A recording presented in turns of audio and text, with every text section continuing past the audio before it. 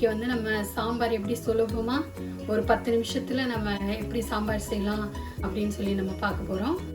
சாம்பார் செய்கிறதுக்கு தேவையான பொருட்கள், நான் வந்து பருப்பு வந்து தக்காளி போட்டு பூண்டு பெருங்காயம் சீரகம் போட்டு 3 விசில் வரைக்கும் அவிய வச்சு மசிச்சு வச்சுருக்கேன்.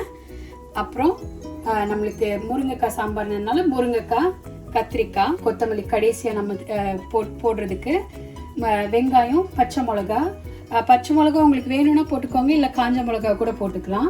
எண்ணெய் தாளிக்கிறதுக்கு எண்ணெய், அப்புறம் கடுகு உளுத்தம்பருப்பு நம்ம போட்டுக்கலாம். சக்தி மசாலா சாம்பார் பவுடர் யூஸ் பண்ணுவேன். ஆச்சி மசாலா கூட நல்லாயிருக்கும். ஆச்சி மசாலா காரம் இல்லாமல் கொஞ்சம் ஜென்டலாக இருக்கும், இது கொஞ்சம் காரமாக இருக்கும். இதுதான் நம்ம தேவையான பொருட்கள். இப்போ செய்ய ஆரம்பிச்சிடலாம். நம்ம கொஞ்சமாக எண்ணெய் ஊற்றிக்கலாம்.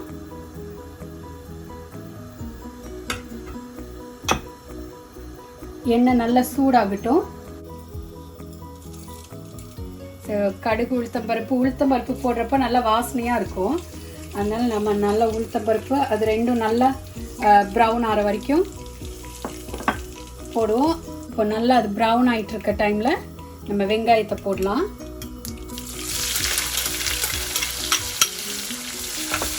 வெங்காயத்தை போட்டு வெங்காயம் நல்லா தாளிச்சிடலாம்.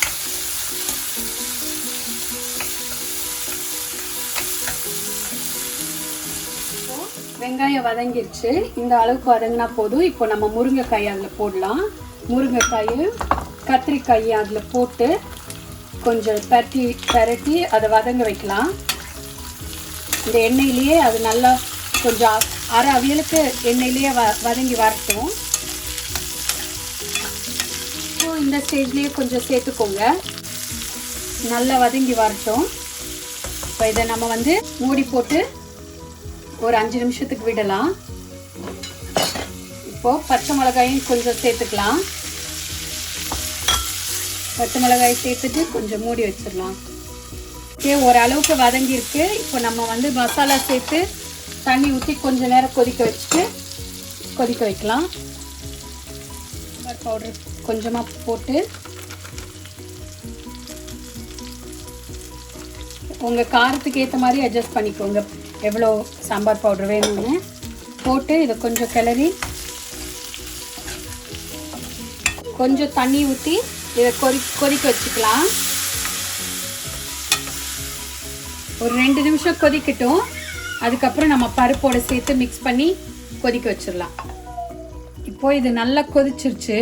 வச்சுட்டு இதை அப்படியே கொட்ட போகிறேன் பருப்புக்குள்ளே.